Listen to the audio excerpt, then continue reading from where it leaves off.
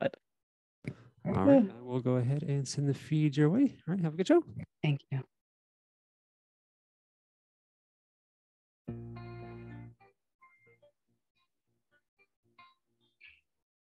Welcome to Women Thriving Unapologetically with Lynsie McKeown. Over the next hour, you will hear raw, honest, and inspiring conversation between Lynsie and her guests, discussing how to thrive, live joyfully, and abundantly in spite of life's challenges. Now, here is your host, Lynsie McKeown. Hello, everyone, and welcome to Women Thriving Unapologetically. Ooh, I have to say that I am incredibly nervous right now.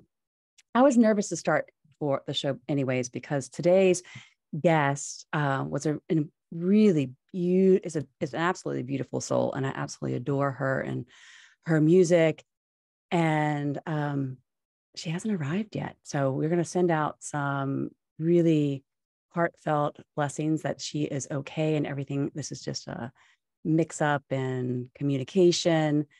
And right before the show, I had to decide, like, okay, am I just going to do a replay or am I going to step in? And, you know, a couple of weeks ago, this happened where I had to step in, but I had a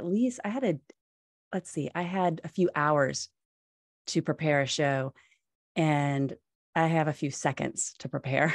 So I have no idea what I'm going to talk about today. I am just throwing myself out there. So if you're listening, I ask for compassion, humor, and grace, because we're just going to drop in together. We always start this show by taking a moment to stop, pause, and breathe. And this is where we get deeply connected to our own source of inspiration and creativity. And we can connect to each other and connect to this space that we are creating together. And we are creating this space together, ladies, regardless of where you are in the world, whether we've ever met in person. So let's just take this moment to settle into your seat if you are sitting down. You can do this standing up. You can do this wherever you are, even lying down. And let's just take a moment to feel into your body. So often we criticize this body. We're always trying to control it, to have it look and feel a particular way. Yet we forget that this body is a sacred temple that houses something very important, which is your soul. So in this moment, let's take our awareness to the center of our chest and take a deep breath in and out from this space.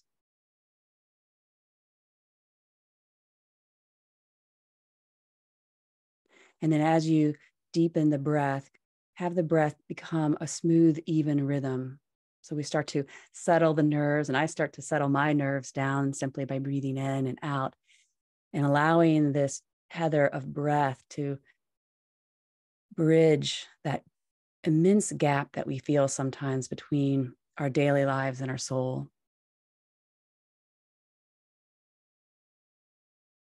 And it's said in the yoga tradition that the soul rests in the cave of the heart, deep in the abode of the heart.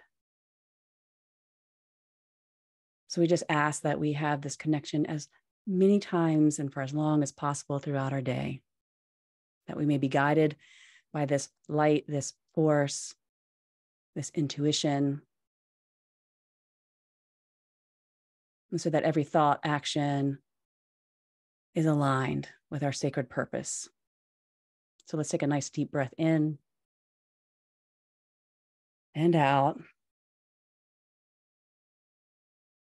And whenever you're ready, you can make your way back. And quite honestly, I feel like I would just rather guide you through an hour-long meditation, because that's easy for me. But this is a radio show, and we're all showing up here to listen and learn and hold space for each other. So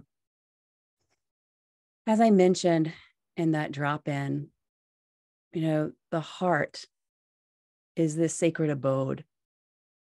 And I've not always been connected to my heart, and it can be challenging to stay connected to my heart when life really puts the squeeze on me.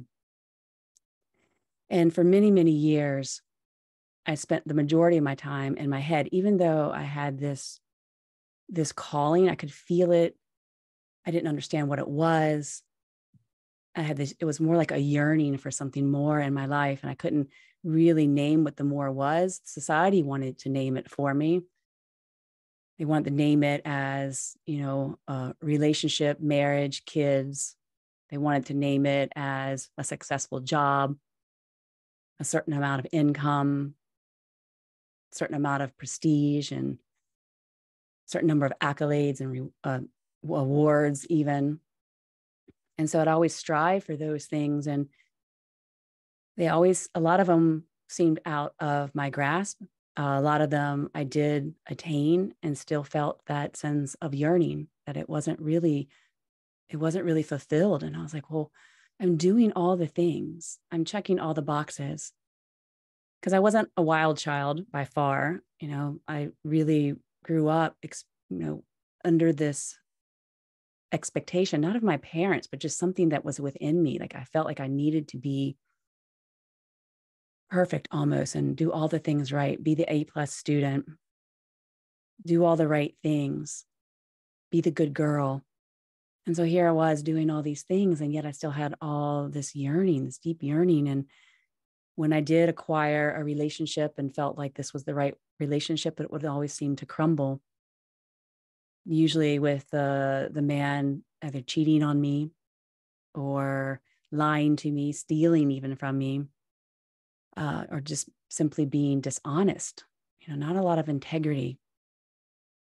And so this would happen time and time again. And I'd still have that yearning for some sort of connection. Okay, I wasn't getting the connection in my relationship. And then I was yearning for the connection in my work. And it would be kind of hit or miss with the work and my career. And I was like, I just don't understand. I'm being the good girl. I'm doing all the things. Why is it so flipping hard? And I'm not going to give you the whole story. It wasn't until I found yoga that my life changed. My life was changing all the time with small little things. Yoga did have a really big impact on me and changed the trajectory of my life in a way that has sustained me and helped continue to be a guiding force. But I'm not going to put it all on yoga. It was what the changes were. It was me paying attention. Even when I wasn't paying attention, there was a part of me that was, just some of the little signs. And those signs were guiding me towards a spiritual path. And as a young child, I had this deep spiritual connection to Mother Nature. I always wanted to be outside. Oh my gosh, being outside was just like a second home to me.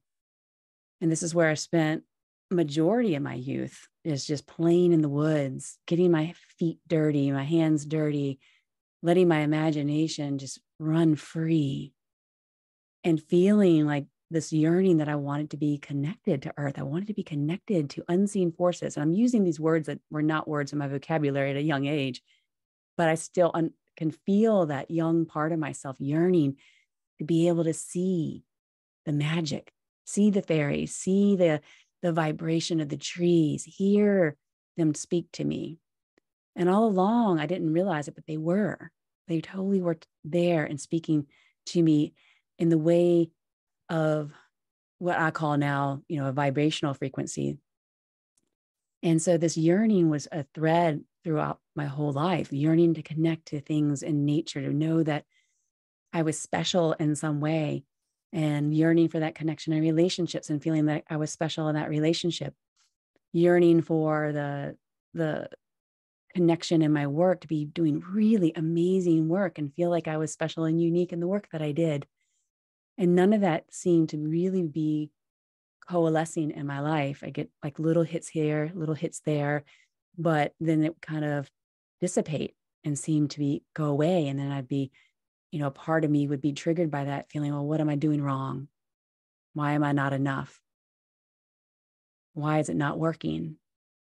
And so then, I kept following all the little breadcrumbs. And, there's a part of me that was just, as I got older, becoming more and more desperate for this connection, because when we get older, then we start to think about time. We don't think about time so much when we're young. You feel like you have tons of time. But as I got older, the time became a thing. Okay, here I am at a certain age and I'm still yearning. Here I am at another year later and I'm still yearning.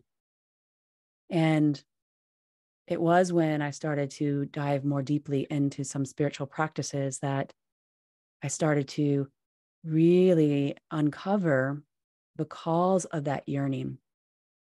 And it was the yoga tradition that opened my eyes to what that deep yearning was. Now, it was not my first step. My first step wasn't even to do yoga. My first step was to meditate. And I did that through a spiritual community that I had found and did some really beautiful work there, and which helped open me up to actually be more open to go into yoga, because like I wasn't going to do yoga. I was like, eh. But when I started to practice yoga in a particular way, and I'm talking, this is years later after doing, the hot yoga, the fad yoga, not the fat yoga, the fad, FAD, the trendy yoga, let's put it that way, that, did the power yoga, I did the hot yoga, the Bikram yoga, all of those things. And it felt good in my body because I was very athletic, and it was just a doorway to help me open up more to some deeper practices. So there's nothing wrong with power yoga or hot yoga. It's great for what it can offer you at a physical level, but the yearning that I felt within me couldn't be found just in a physical posture. It couldn't be found just in my body. Even though what I was yearning for, the calling was coming from deep in my body. But when I found the practices that helped me understand what that yearning was, things really started to shift. And it helped me kind of move kind of through all the grief and the expectation that I had felt was that was actually getting in my way. I say this often, and I've said this in my TED talk, my TEDx talk, if you've ever listened to it, that there's a spiritual tradition that talks about the heart as a mirror to your soul, because your soul resides within the sacred temple of your body, more specifically in the cave of the heart. And what gets in and when we look really deeply into our heart, we can see that reflection of who we are. We can see our own divine light. We can see the radiance of who we are. We can see the incredible love that we are. And that can be hard to see in today's world when we look around, and it's hard not to look at people and what they're doing to themselves and to each other and to the environment and be like, that's a reflection of love. I want to call bullshit on that. But everyone has that light within them. And depending on the experiences that they have had in this lifetime, or probably brought in through past lifetimes and the conditioning of their culture, what happens is that heart gets covered with all those belief systems. It gets covered with the pain and the grief and the sorrow, and it becomes like a garbage heap. And the light has not been extinguished. It's just that we put so much stuff on top of it, we can't even see it anymore. So the real work comes with cleaning out all that stuff, being able to like, okay, let me take out this garbage, this bag from this one experience that's full of grief and pain and anger. And here's another bag full of this period in my life where I lost so many loved ones that I couldn't even comprehend that there was a loving force in the universe. And so let me take this other bag that, it's not even mine, but it's filled with my parents' stuff. Like, how'd that get there? Why do I have that in my garbage heap? What the hell? And then you're like, oh, wow. And there's another ancestor's pile of garbage that they didn't take out, but they've passed on to me. Yay. I get to take it out for them. So it's about the process of taking that out, one bag, one piece of garbage at a time, until all of a sudden, underneath all of that, there starts to be a little bit of a shining light that comes through. And when that shining light comes through and it touches you, because it is you, when you have that experience, like, oh my gosh, I'm not all that crap. You want to go deeper. at all, you have that yearning that's pulling you. And then it has to be pretty strong for you to have the willingness to continue to clean out the garbage, because a lot of it, it's been there for a long time and it's smelly. And it's not. But what happens is the yearning becomes stronger and stronger because you start to see a little bit of that light. You get a little taste of it, a sensation of it, and an awakening of it. And then you want more of it and more of it. And so when we come back from this break, what I'd like to do with you is to talk a little bit about the tradition of yoga and what it says that deepest longing is, and what we might be yearning for in our life, and how a lot of those things that we're yearning for might not actually be our own. It could be the yearning of, some of that stuff that's in the trash heap. It might be a yearning from an ancestor. It might be a yearning from your culture. It might be a yearning from an experience that you had that you haven't processed. But how do we know what the real, true, aligned yearnings are, so that we can navigate through life connected to that inner light? So during this short break, if you're going to still stay with me, because we don't have our beloved guest with us today from Beautiful Chorus, but just know that this show is a platform for women. It's a global platform for women to come in and be a guest and share their unique gifts, their messages, and expand their reach, because they have so much worth and value to offer. But it's also for the women that are listening, so that they can receive those messages and remember their worth, and that they have an important message to share with the world, whether they do that on a platform such as this show or another platform, but that your gift is so worthy and valuable and your voice needs to be heard.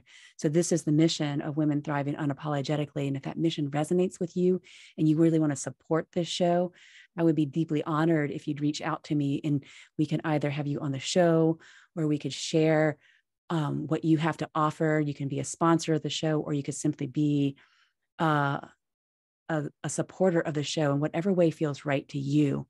So the way that you reach out to me is through email is the best way. It's thrivingunapologetically@gmail.com. Now you have to make sure you spell that correctly because it's easy to misspell. So thrivingunapologetically@gmail.com. And so we'll be right back after this short break.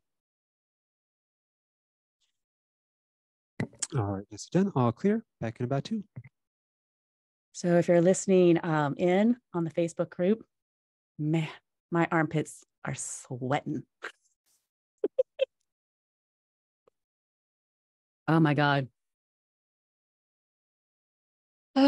So how am I doing, ladies? I pulled out a couple pages from a workshop I did like 3 years ago, and I'm using that as a very loose framework for this show. And if you're dropping in, I'm winging it today, because Alexandra Love did not show up for the show today. So we're hoping that she's okay and that all is well, and that this was just a little misunderstanding, or when she was supposed to arrive for the show. Maybe it was a time zone thing, because that happens a lot.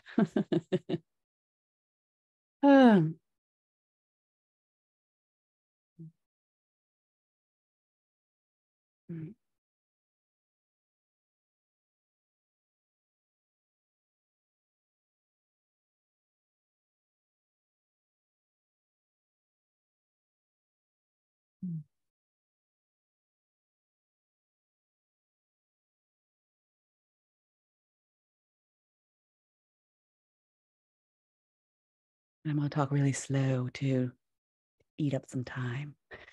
I did a pre-record for a show that I'm doing solo next week, because I'll be traveling and won't be able to do it live. And I started off slow, and then I was running out of time at the end. So I had to talk fast. All right, go back in 10.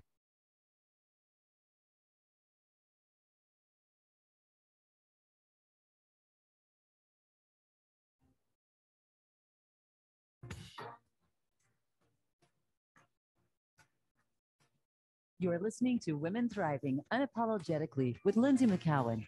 Have a question for Lynsie or her guests? Want to share your story? Email Lynsie at thrivingunapologetically@gmail.com. That's thrivingunapologetically@gmail.com. Now back to the show. Here again is Lynsie. Hello and welcome back to Women Thriving Unapologetically. Oh, I wish I was going to say it's a pleasure to be here today. I'm like, is it a pleasure to be here? Because I'm feeling a little nervous and I'm telling you what, my armpits are sweating so much right now because I had an incredible guest lined up for today and been so excited about having this guest on the show and having an incredible conversation. I did so much preparation I do a lot of preparation for all the shows, but especially for this one.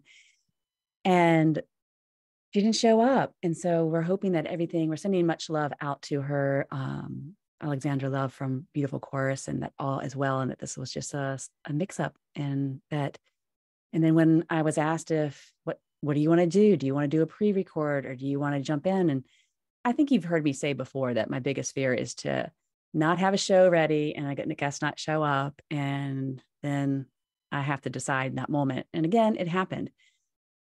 Now, keep in mind, I did a pre-record for next week all by myself. So I'm pretty tapped out creatively.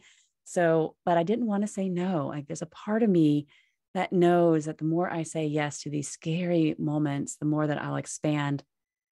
And this show might not be the best show. It might be an incredible show. I don't know, but I wouldn't know unless I said yes, and not letting the fear keep me from exploring that. And just knowing that, okay, if it ends up being a crappy show and I'm all over the place, so what? At least I stepped in and explored a new expanded state. And when we expand, sometimes it gets messy because we have to go through and a lot of the stuff that gets in the way. And I mentioned that before the break, that, what overshadows our heart is a lot of garbage from our past, stuff that we've picked up from other people, other relatives, our culture. There's a lot of garbage that we acquire and accumulate and we carry it around with us. But if we start to sift through that and touch upon that light in the heart, when those moments come up, when someone's like, oh, are you going to do this? And you have to decide within seconds if you're going to do it. You touched on that light enough that you're like, okay, I can do this. I can trust. I'm not leaning into the garbage heap. I'm leaning into the light. I might have to, in this moment, shift through a lot of nerves and fears and insecurities. And, oh my God, am I good enough to do this? Do I have enough to talk about? And just sift through it and stay connected to the heart. And that's why we always connect to the heart and our bodies at the beginning of every show, so that we can be in this space together and know that we're held and supported in any way we need in the moment. And so what I'd love to share with you now is just, coming back to what is that deep yearning of the heart? What is that deepest yearning? So when I ask you, what do you yearn for in your life? What do you yearn for? What is what immediately comes to mind? Now, it can vary. It can vary for all of us. It depends on whether we're centered in our heart or whether we're centered in our mind. If I'm centered in my mind, you know what I want? I want more money. I want my business to thrive. I don't want to stress every month over whether I'm going to meet my bills or not. And that's a real thing for me right now. Just because I have a radio show and I'm doing all these things and you see me making all these posts on social media doesn't mean I'm not struggling financially. And I'm not going to put on some, pretend, demeanor or facade so that you think that I have all my stuff together so that you'll work with me. No. I am very deeply rooted in my spiritual practices and I know them and I know my lineage and I know what works for me. But I'm a human and I'm living in this world that has a lot of expectations and it can be really challenging. And the challenge I'm having right now is fiscally, and that's okay because it ebbs and it flows. But staying connected to the deeper yearning of my heart becomes a guidance for me. And the deeper yearning is not money. It's not more stuff. It's not even more clients. That's not even more work that will bring me the clients and bring me the money. It's none of that. It's not even to have more relationships in my life.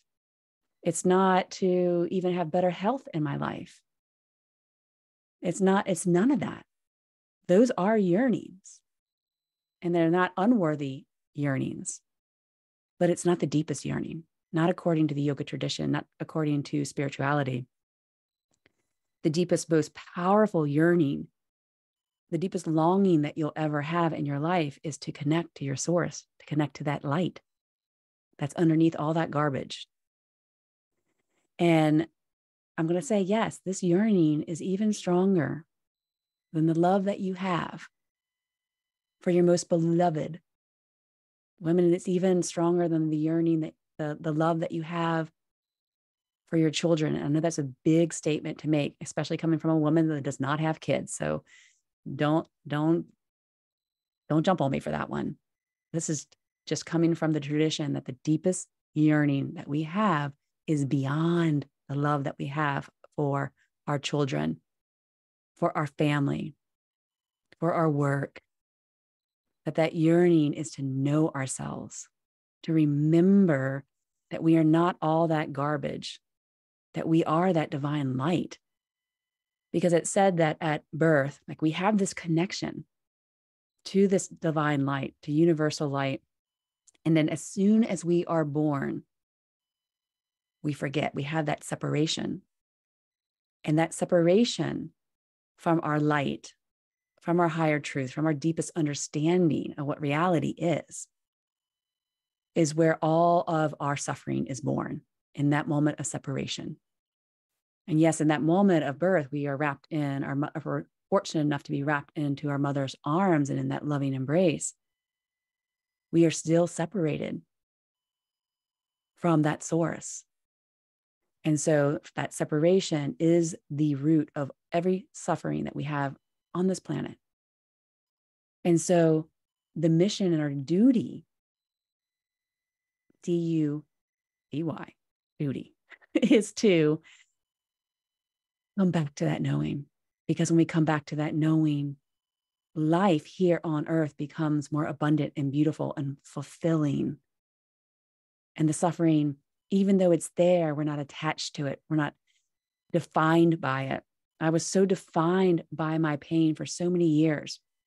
I mean, I would repeat, I've had a lot of stuff happen. And it's, you know, I'm not even going to go into all of it right now because I'm actually getting tired of telling my story. But there's been so much because I'm moving beyond it. But I would repeat those stories over and over and over again, you know, because it's like a trauma bonding. You know, we've heard this before in spiritual communities, and maybe it's new to you, but what that means is that if you've had a particular thing happen to your life and you find someone else that has had a similar experience, you bond over that. You develop a bond and a friendship from that. But what can happen is that you don't move beyond your trauma, because now you guys all you're doing is regurgitating it over and over and over again. You're just reliving it and really becoming a martyr and identified with being the victim. And so we can't really have true growth, spiritual growth, and expand into a new way of being, expand into a greater consciousness if we continue to perpetuate that story. And so I would perpetuate that story over and over again. And guess what? When I would talk about it and regurgitate it again and again, and then I'd go into another relationship, that relationship was the same damn relationship, different person, different age, same experience. And then I'd have that, and that would be proof. Oh, here we go again, the story. Not only did it happen previously, now it's happened this time, and I'd regurgitate it over and over again. And guess what? The next relationship would be the same damn thing. And so what we're doing, we have to be really careful about what is the story that we're creating. We have to move all that garbage out of the way and be like, I'm willing to take that story and put it out there, give it over to Mother Earth and let her just dissolve it, break it down, create some fertilizer for it so that something really beautiful can grow from that, instead of holding on to it and keeping it wrapped up. If you think of how we wrap our garbage up in these plastic bags so it can never break down. Well, we need to rip that open and throw that stuff out there and allow it to be able to become fertilizer. Now, I'm not saying go out there and throw all your trash out in the yard. We had some neighbors recently that was doing that, and that was not pleasant. So We're talking metaphorically. So that yearning for that connection is to know our source, to really know our source. And so when we start to bond with other people around some traumas, like, okay, how can we pull ourselves out of this? What can we do to move beyond that? So we want to surround ourselves with people that understand, but also are going to help us move out of that. And so the yoga practices help me move out of that and let go. I mean, I still have the yearning for some material stuff in my life. I mean, there's a certain amount of material things that we have to have, but for me, it's changing for how much do I need and really in order to fulfill my purpose here on earth, and also to really stay connected to my source. And because sometimes when you accumulate too much, even if it's nice and it's comfy and it's beautiful, it can still be too much. So the simplifying of life can be actually very freeing. And so this is where I am in my life right now. What can I simplify in order that I can consistently feel that connection to my source and not constantly be attached to the yearning I have for more clients and more financial return on my business, so that there is more freedom and joy in the experience of living. Because we forget that this body, like I said this to my yoga class last night, that C.S. Lewis spoke that, you're not your body. You have a body. You are your soul. You don't have a soul. You are your soul. You have a body.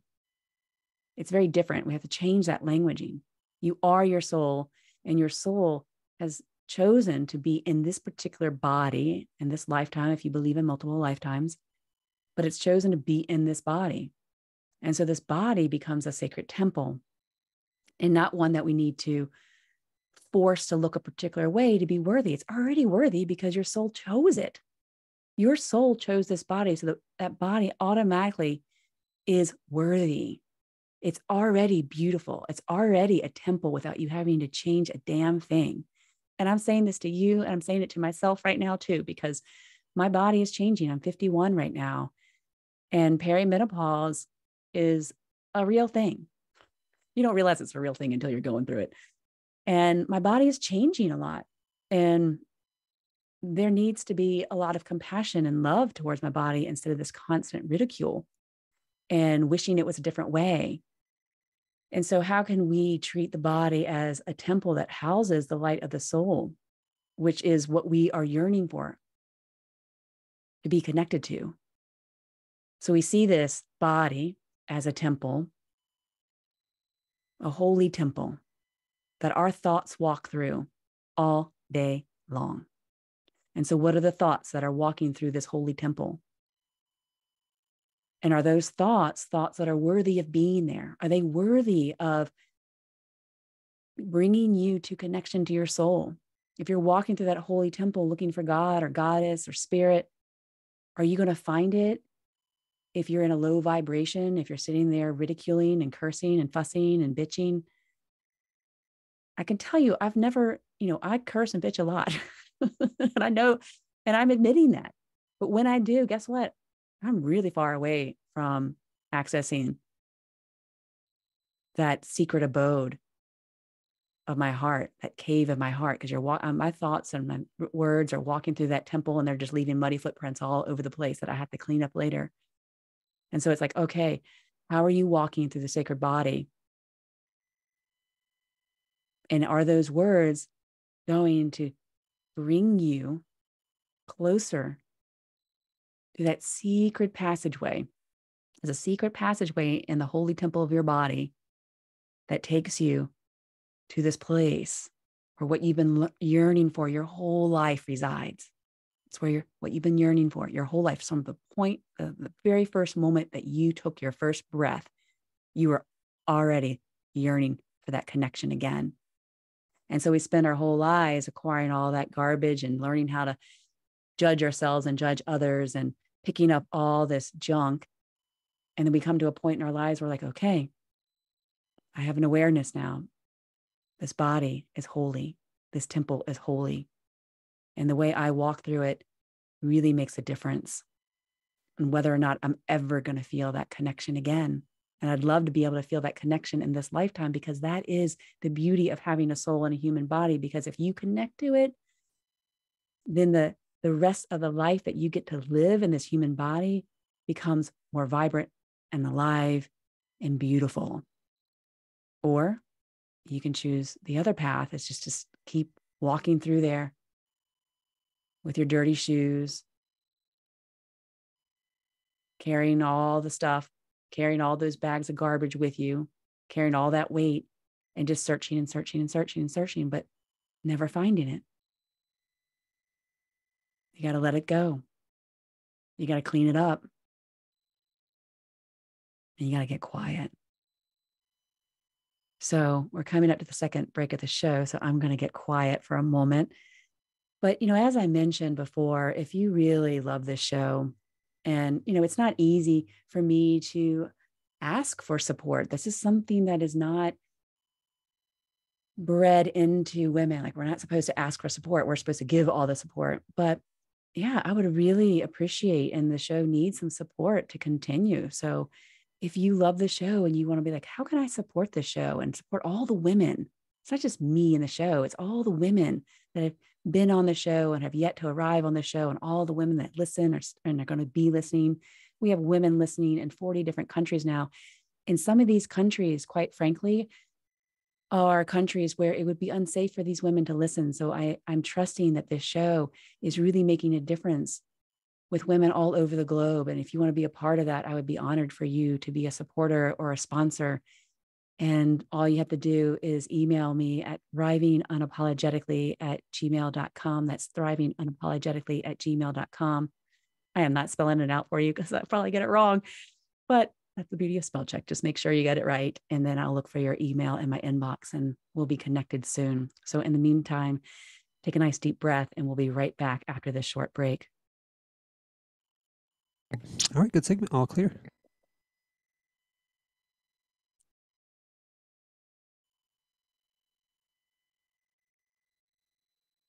Okay, ladies in the Facebook group, I haven't been looking at the comments, but ooh.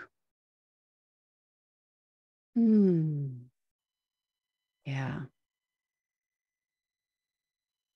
And I don't know if you know this, ladies, in the Facebook group, but you obviously can put questions in the feed for me to answer and our guest to answer, or you can even email me in advance of a show if you know that there's a show coming up that you want to be able to ask a specific question for the guest. So you can just email me at thrivingunapologetically@gmail.com. And if you're not already on my email list, I send out a newsletter each week to remind you. I send it out about between 9 and 9:30. So you know that, oh, this person's coming on. Let me remember to jump on, or you can save the link to listen to it later. So, all righty. I'm going to take a moment to breathe because we got one more segment to get through. Hmm.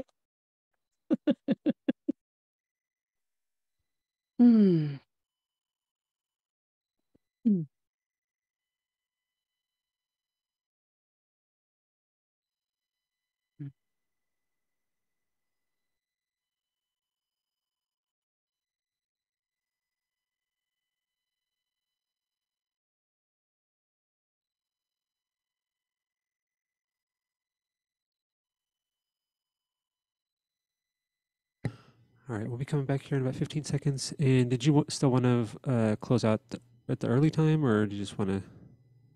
How about I just start to wrap it up? Like you'll obviously let me know if I'm right there at the end and need to, but. Yeah, okay, yeah, I'll just follow your lead, and if you're still going, I'll just send you the normal cues. Okay, great.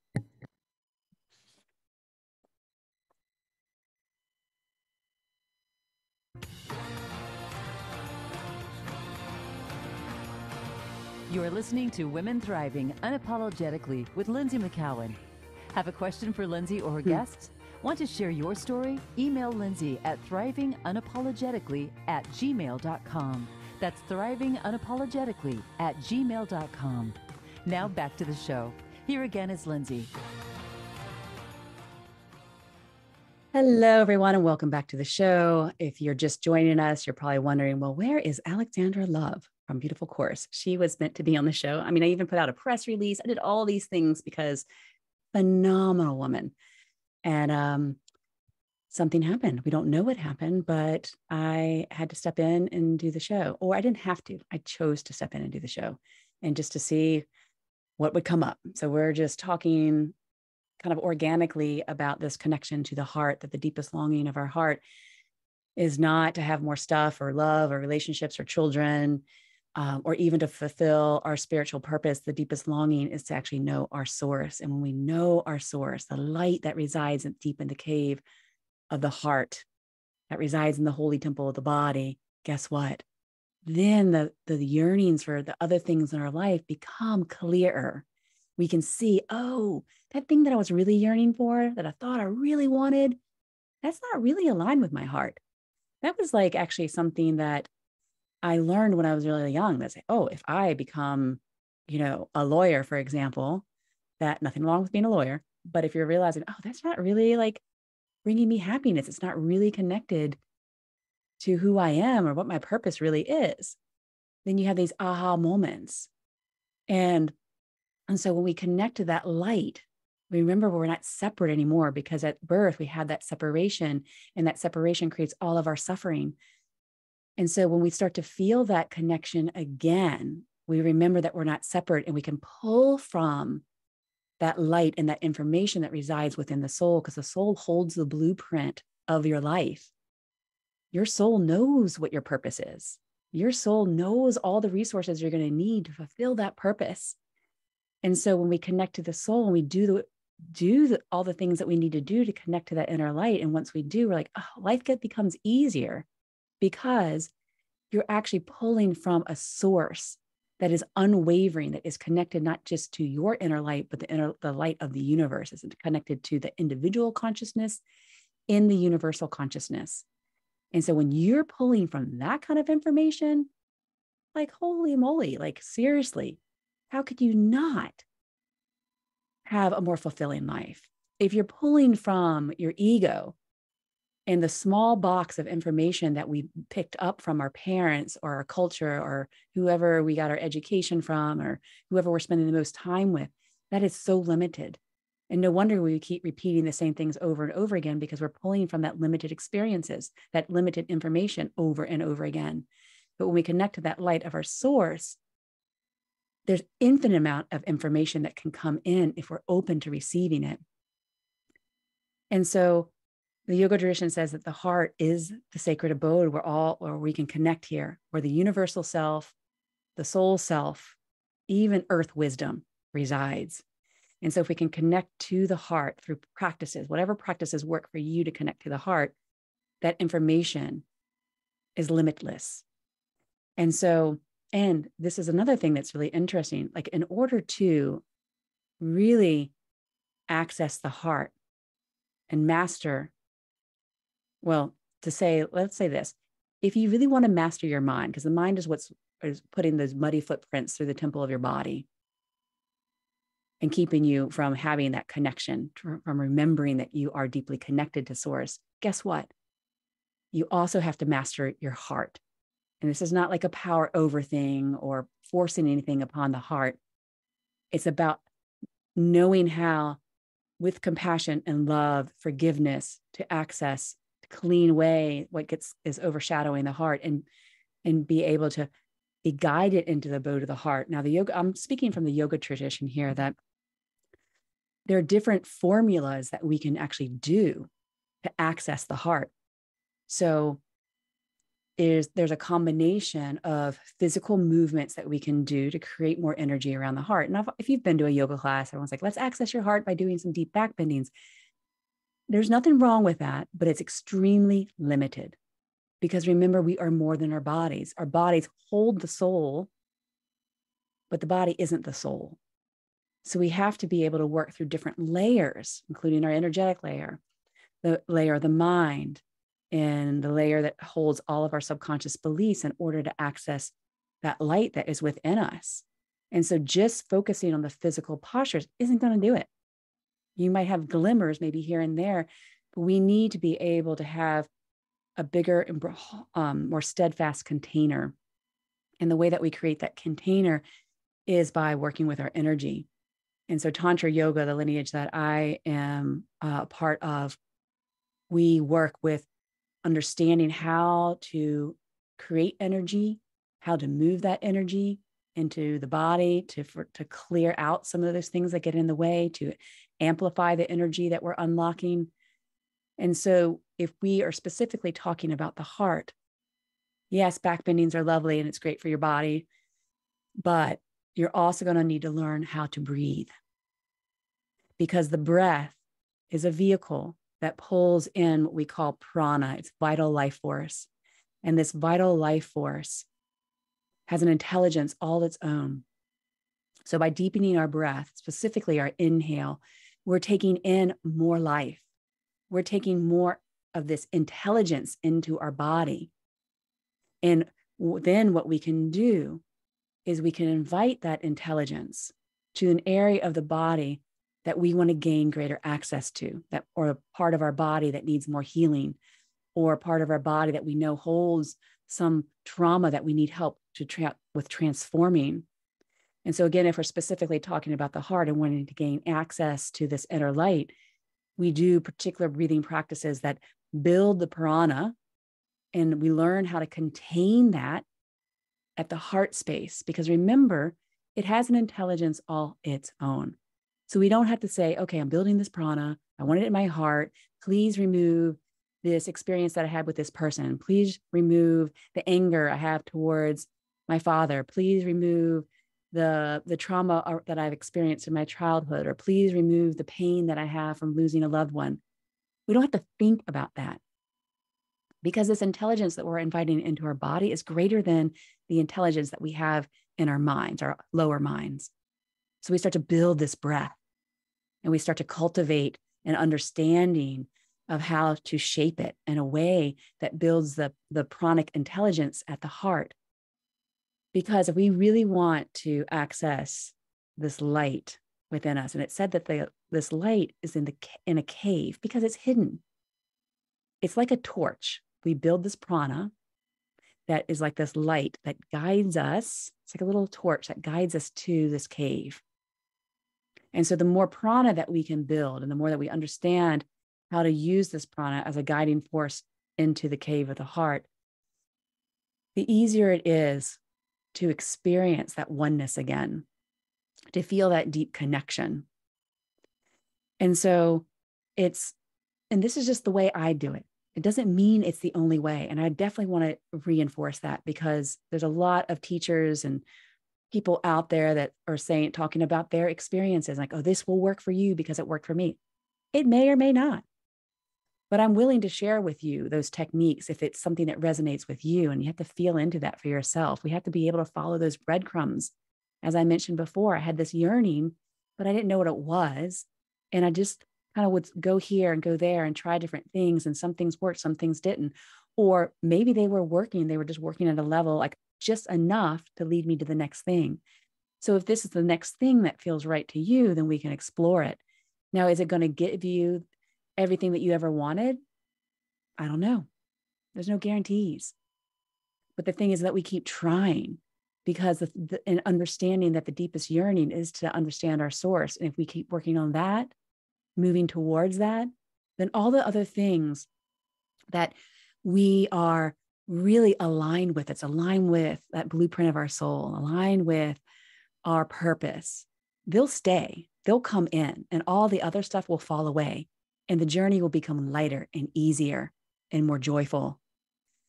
And that's the promise of the teachings. It's not my promise to you. It's the promise of the teachings.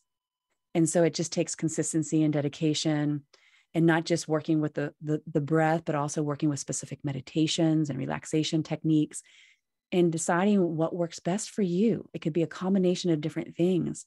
If you've experienced a lot of trauma in your life, lying down in yoga nidra, even though I love yoga nidra and it's worked phenomenally for me, that might be really freaking hard. It might not feel safe. So we don't want to do that. We want to find something that works for you. And this is the invitation, that you always are seeking something that aligns with you, and you trust the guidance that's coming through you, and knowing that it's going to lead you to the next step, and then the next step, to get closer and closer to that connection again. And that next step, and you're going to have a million steps in your lifetime. And it's not about getting there and staying there. It's about taking the next step and taking the next step and enjoying it as you go, like dropping more of the stuff, seeing more of the light, dropping more of the stuff, seeing more of the light, and knowing that you'll see the light, and sometimes you'll have amazing experiences, and then some more stuff will come in that will get in the way, but you'll understand it more. You'll understand yourself more. You'll appreciate the holy temple of your body more, and you'll catch yourself when you're walking through that with those muddy footprints, with those awful thoughts, judging yourself or others, or feeling lack or fear, and being like, okay, you know what? If I keep moving towards my source, to that connection of that inner life, it's going to be okay. Even when it doesn't feel okay, it's going to be okay. So, my friends, as we come near the end of the show, I just want to take a nice deep breath and just send out a lot of love and gratitude to you for holding space for me to step into this show without a guest last minute. And I could feel that, and just the ability to stay connected to my source and allow what wanted to flow through me, the words that wanted to flow from me, to come forward. And just pay attention to how you're blocking or resisting your connection to your source. What words, what thoughts are blocking that connection to your inner light? And are you willing to let them go even for a moment? And then breathe in to the palm of your hands and hold those hands over your heart. And just feel that, okay, it's in there. It's part of me. And so, ladies, just know that I'm here and always love to hear from you. So be sure to reach out to me at thrivingunapologetically@gmail.com. And I'll look forward to hearing from you and connecting with you. And again, if you want to be a supporter of the show, then reach out and we can talk about that. And until next time, know that you are divine light and love, and that you are perfect exactly how you are in this moment. And you don't need to do a damn thing in order to receive and know that you are all that you ever need to be in this moment. Much love and many blessings. All right, perfect. Good job. We're all clear. Thank you so much for your support. I appreciate it. Yeah, no problem. All right, Lynsie, you have a great rest of your day. Okay, thank you.